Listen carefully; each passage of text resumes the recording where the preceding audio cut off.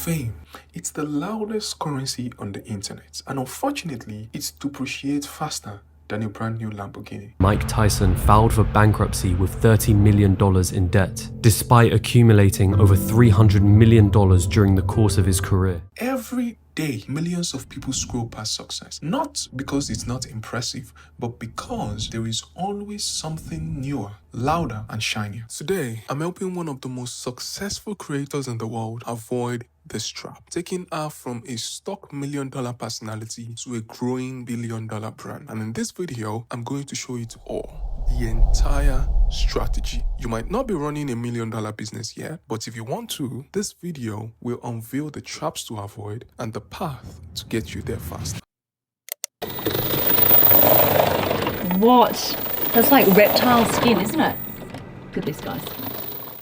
Her name is Hirschi, but you probably know her as Supercar Blondie. Hundreds of millions of followers, billions of views, access to cars most people will never see unless they sell a kidney or maybe two. Alex didn't just grow an audience, she built distribution. And in business, distribution is power, real power. The kind that opens doors and occasionally lets you sit inside a $5 million car like it's a Toyota Corolla. But power has a weakness. You see, the internet rewards speed, not stability. Algorithms change like moods, audiences move like trends, and attention leaks constantly, like a bucket with commitment issues. And when your name is the product, you don't own the system, you are the system. Which sounds cool until you realize systems get tired, and unlike apps, humans don't get updates every week. So, here's the question nobody asks out loud. If Alex stopped posting, what happens to Supercar Blondie? That is not a branding problem. That is a survival problem. Because there's a big difference between being famous and being permanent. And right now, we are standing in the middle of that gap. I have 3 goals for this project. Turn Alex's personality into an institution, turn our views into infrastructure, turn attention into something that still works, even when she's offline, asleep, or just not in the mood. Which, to be fair, happens to all of us. But why these 3? Because burnout is real, and the algorithm does not care. It will happily replace you in 0.3 seconds. But before I fix anything, we need to understand how we got here. Alex was born in Brisbane, Australia. Her first car, a Mitsubishi Lancer. So yeah, not exactly a Bugatti origin story, but she studied journalism and business, then moved to Dubai in 2008 to work in radio. For nearly a decade, she was on air, interviewing celebrities, building confidence, and most importantly, learning how to hold attention. And that part matters, because before she ever showed a car, she learned how to keep people watching. Around 2015, she started posting car content online. And Dubai, it's basically a showroom for ridiculously expensive cars, like casually parked on the street. So she filmed them all.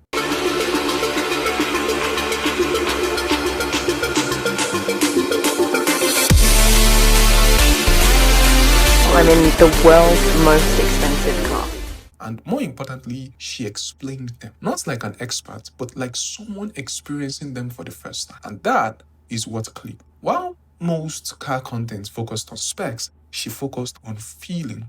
The feeling of being close to something you're not supposed to touch. And yeah, that worked really well. By 2017, Supercar Blondie was official. It scaled fast. Millions, tens of millions, hundreds of millions of followers across every major platforms. At some point, it stopped being a page and became a business. She launched a media company and a car auction platform, turning her content into a money-making machine. But success has a funny way of introducing new problems. You see, most creators build brands. Alex didn't. She became one, which is impressive and slightly dangerous. Because when the brand and the person are the same thing, growth slows down, risk goes up, and the entire future depends on one human being having a good day. Everything that made this brand successful is exactly what creates its next challenge. And to tackle this challenge, we first just need to be honest about one thing, where the brand is weak.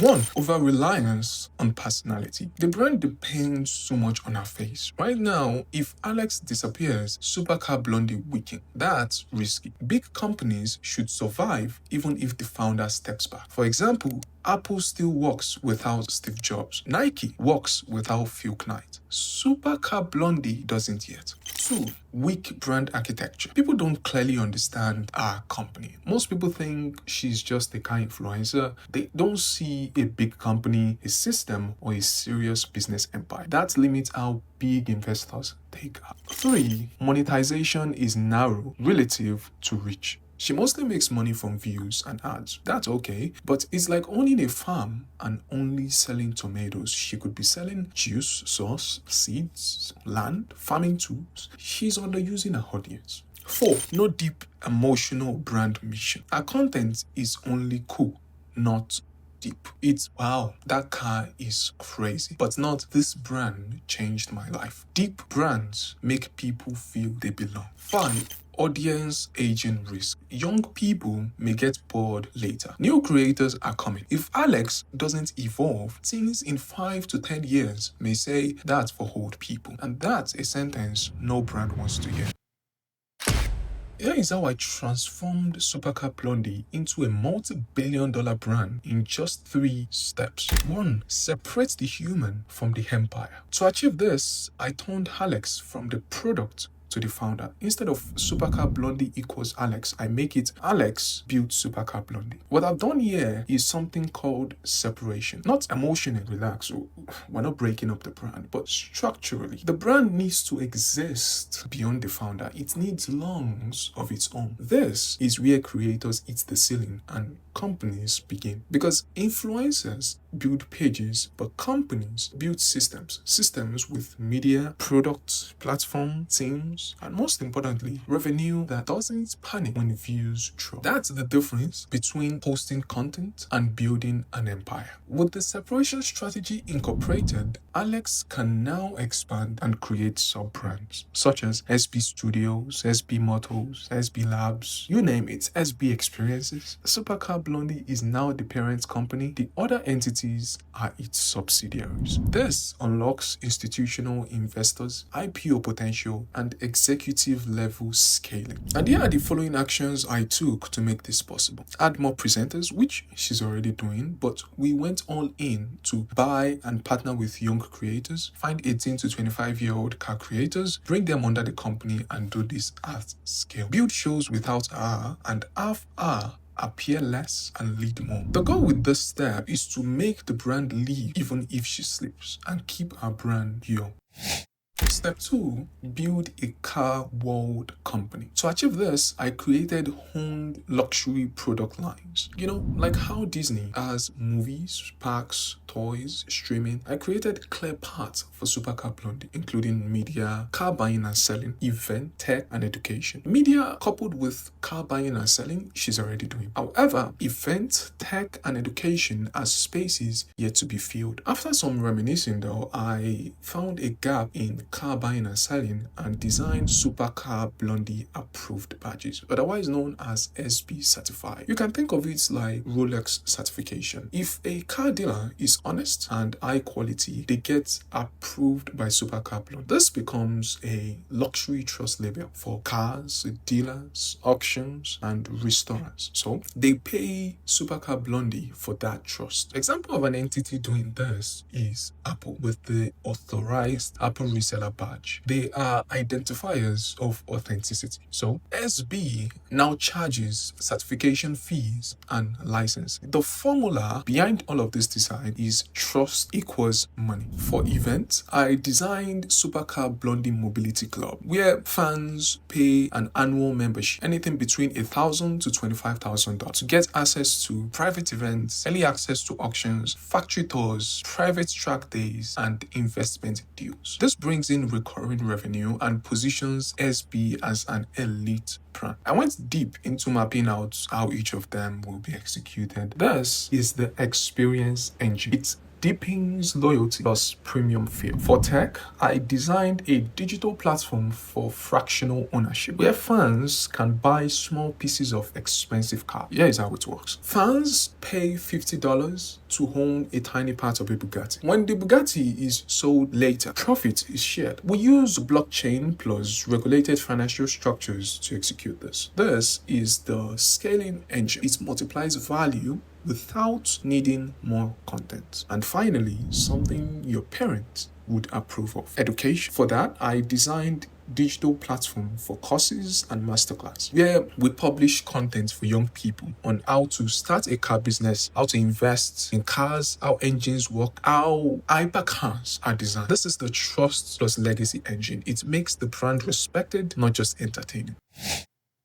Step 3. Give the brand a bigger purpose. To achieve this, I built SB a deeper mission. As our current message sounds like, look at this amazing car. But it doesn't change lives. Purpose does. So I transformed this into a stronger mission statement. Here are the directions I explored and the one I settled on. Helping young people learn about engineering, teaching how the future of cars works, opening luxury car knowledge to everyone, helping the world understand where movement is going, democratizing access to the future of mobility. I settled on democratizing access to the future of mobility. This stronger mission statement allows for government partnerships, education products, ESG funding, and global legitimacy. Remember, people follow purpose longer than entertainment.